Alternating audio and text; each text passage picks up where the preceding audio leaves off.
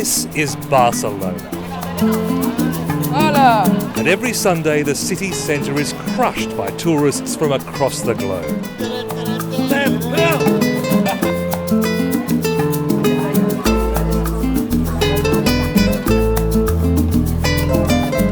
But just a few kilometres away, on a quiet hill in the Catalan capital, is a very different kind of tour that few sightseers know about.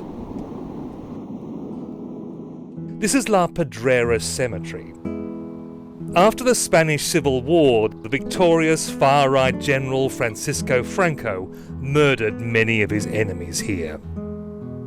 The graveyard is one of the continuing scars of the conflict. Italy and Germany watched Franco's triumphal advance through town after town. Fascist enthusiasm swelled. During the Civil War, Barcelona was a stronghold of resistance against Franco's push to topple the Republican government. After his victory in 1939, Franco took his revenge, jailing, executing or exiling hundreds of thousands of people. This ally of Adolf Hitler remained in power until his death in 1975. Franco's grave is more elaborate. He's buried in a magnificent public edifice near Madrid, surrounded by battlefields from the war he began. It's a painful history that continues to haunt Spanish society today. Nick Lloyd is a British historian who lives in Barcelona, and once a month he gives people a tour of this mass grave.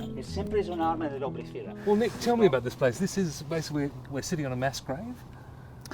Yeah, this is the site of the mass grave of the victims of the Franco regime. It was a mass grave for poor people, but from 1939 until 1951 it takes on another function, which is the mass grave of the victims of the Franco regime. Between 1939 and 1951, they execute in Barcelona 1,707 people. These are legal executions from the point of view of the Francoist regime. We're talking about kangaroo courts, 1-minute trials, guilty, and they're buried here in this mass grave.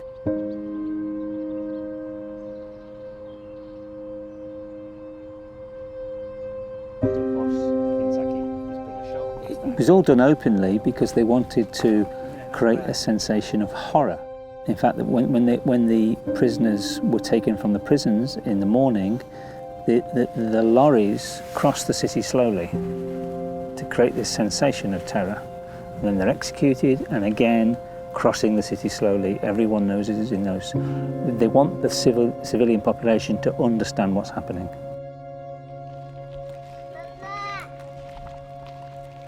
Some descendants of Franco's victims are still searching for closure. Jo tinc un tiet-avi que el van assassinar a Andalusia. Maria Gordillo Torres is trying to find the remains of her great-uncle Manuel to bring some peace to her parents. Claro, primero hem de saber quan va morir. En el 39. Vale, porque si és abans, si és assassinat en el carrer, impossible. Si és el 39, probablement és una ejecució legal desde el punto de vista del régimen franquista, probablement, por lo tanto, està registrat. I és important perquè si mai trobem les seves restes, com a mínim que la seva vida i la seva mort no hagi estat en va, sinó que quedi en memòria i que la gent escolti el seu nom, que és com una manera de dir he viscut i no s'han oblidat de mi. Democracy returned to Spain in the late 1970s. But the trauma has passed on for generations.